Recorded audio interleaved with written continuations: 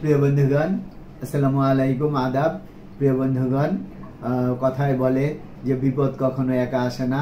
বিপদ যখন একটা আসে সঙ্গে সঙ্গে আরও একটা দুইটা বিপদ এসে যায়। কয়েকদিন আগেই আমরা বৈষম্য বিরোধী ছাত্র আন্দোলন এবং গণ অভ্যুত্থানের মাধ্যমে আমরা একটি নতুন সরকার পেলাম। এই সরকার এখন দেশ গড়ার কাজে মনোনিবেশ করেছে।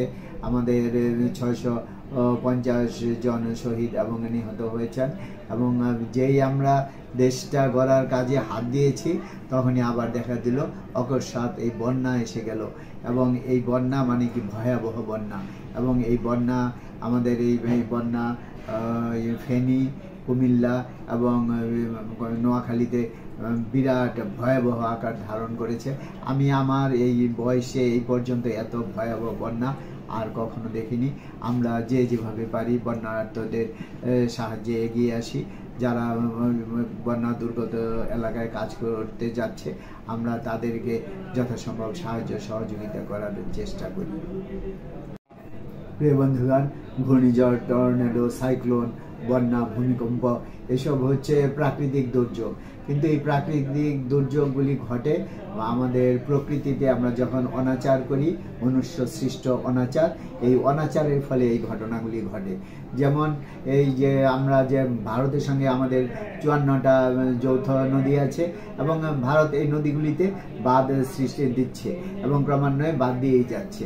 এবং এই বাঁধগুলি দেওয়ার পরে হচ্ছে কি, নদীর যে স্বাভাবিক গতি প্রবাহ তা বাধাগ্রস্ত হচ্ছে। তারপরে কি হচ্ছে, শুকনা মৌসুমে আমরা পানি শূন্য হয়ে যাচ্ছি এবং ভারত সুবিধাটা ভোগ করছে, ওরা পানিটা রেখে দিচ্ছে। এবং যখন উজানে অতিবৃষ্টি হচ্ছে, বন্যা দেখা দিচ্ছে, তখন স্লুইস গেটগুলো খুলে দিচ্ছে, বাঁধের গেটগুলো খুলে দিচ্ছে এবং আমাদের দেশে বন্যা, অকস্মাৎ বন্যা দেখা দিচ্ছে। এবং এই যে বন্যা, এই বন্যাটা আমরা প্রকৃতির যে অনাচার করছি, অনিয়ম করছি প্রকৃতির সঙ্গে, এইটার জন্য এই বন্যাগুলি হচ্ছে। এবং এগুলি এমন কিছুটা মনুষ্য সৃষ্টি, মানুষের সৃষ্টি বন্যা, এবং এগুলিতে মানুষের হাত আছে।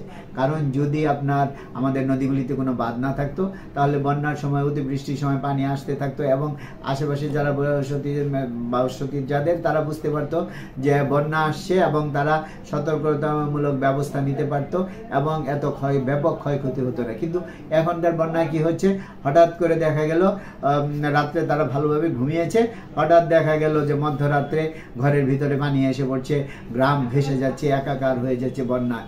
এবং এগুলি মূলত হচ্ছে যে আমরা যে নদী শাসন করছি, আমরা যে অবৈধভাবে নদী শাসন করছি, যা আন্তর্জাতিক নিয়ম রীতিনীতি মানছি না, এগুলির জন্য এইসব ঘটনা ঘটছে।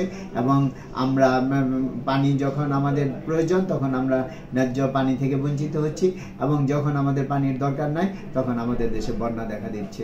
এবং এইসবের বিভিন্ন কারণ রয়েছে, এবং আজকে আমরা এসব নিয়ে আর একটু কথা বলবো। প্রিয় বন্ধুগণ, ভারতের যে গঙ্গা নদী আছে, এই গঙ্গা নদী বাংলাদেশে প্রবেশ করেছে পদ্মা নদী নামে, এবং এইটা হলো আমাদের যৌথ নদী। এবং ভারত গঙ্গা নদীতে ভারতের পশ্চিমবঙ্গের মালদহ এবং মুর্শিদাবাদে বাঁধ নির্মাণ করেছে, সেটা হলো ফারাক্কা বাঁধ। এবং এই বাঁধ ভারত 1961 সালে নির্মাণ কাজ এই বাঁধের শুরু করেন, এবং 75 সালে এই বাঁধের কাজ শেষ হয়, এবং 75 সালের এপ্রিল মাসে ভারত এই বাঁধ চালু করে। ভারত যখন এই ফারাক্কা বাঁধ চালু করলো তখন দেখা গেল যে গঙ্গার পানি তারা নিয়ন্ত্রণ করতে থাকলো, এবং আমাদের পদ্মা নদী ধীরে ধীরে পানি শূন্য হয়ে গেল, এবং এই পাশটা আমাদের দেশটা পদ্মা নদীর অববাহিকা অঞ্চলে চর পড়ে গেল, এবং আমাদের কৃষিকাজও ব্যাহত হলো। আমাদের দেশে খরা দেখা দিল, শুকনা মৌসুমে আমাদেরকে দেশে খরা দেখা দিল। আবার যখন বর্ষাকালে ওদের ওই অঞ্চলে অতিবৃষ্টির জন্য বন্যা হয়, তখন আবার এই বাঁধের বাঁধ ছেড়ে দেয়, এবং তখন আবার আমাদের দেশে বন্যা হয়। আমরা দুভাবেই ক্ষতিগ্রস্ত হচ্ছি। বর্ষাকালে অতিবৃষ্টির জন্য বন্যায় ক্ষতিগ্রস্ত হচ্ছি, এবং শুকনা মৌসুমে আমরা খরায় ক্ষতিগ্রস্ত হচ্ছি। তখন আমাদের মুসলিম জননেতা মৌলানা আব্দুল হামিদ খান ভাসানী এটার বিরুদ্ধে জনমত গড়ে তোলেন, এবং উনি ফারাক্কা অভিমুখে যে লং মার্চের আয়োজন করেন, পদযাত্রার আয়োজন করেন, এবং দেশের জনগণকে নিয়ে। এবং মৌলানা আব্দুল হামিদ খান ভাসানী 1976 সালের 16 মে উনি পদ্মা নদীর তীরবর্তী অঞ্চল রাজশাহী থেকে এই পদযাত্রা শুরু করেন এবং ওনার এই পদযাত্রা 17ই মে ভারতের সীমান্তবর্তী এলাকায় পৌঁছায় এবং উনি কনসার্টে গিয়ে পৌঁছান এবং এখানে তিনি বক্তব্য দিয়ে এখানেই ওনার এই পদযাত্রা শেষ করতে হয়, কারণ উনি ভারতের ভিতরে প্রবেশ করতে পারেননি। এবং এটা বহু বছর আগের কথা, এর মধ্যে অনেক সময় চলিয়ে গেছে, যৌথ নদীগুলিতে অনেক জল প্রবাহিত হয়েছে, কিন্তু ভারত বিভিন্ন নদীতে বাঁধ সৃষ্টি দিয়েছে।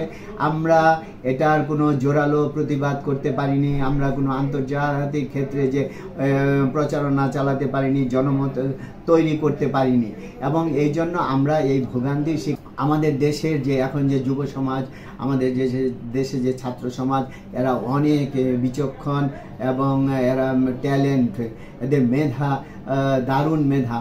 আমরা আশা করব যে আমাদের যে বর্তমান প্রজন্ম আছে, যুব সমাজ, ছাত্র সমাজ, এরাই এক সময় যে আন্তর্জাতিক আদালতে যাবে, ইন্টারন্যাশনাল আন্তর্জাতিক মতামত সৃষ্টি করার জন্য, প্রচারণার সৃষ্টি করার জন্য চেষ্টা করে যাবে। আন্তর্জাতিক আদালতে আমাদেরকে যেতে হবে, আমরা যদি এটা আন্তর্জাতিক আদালতে না যাই তাহলে আমরা এটার সমাধান পাবো না।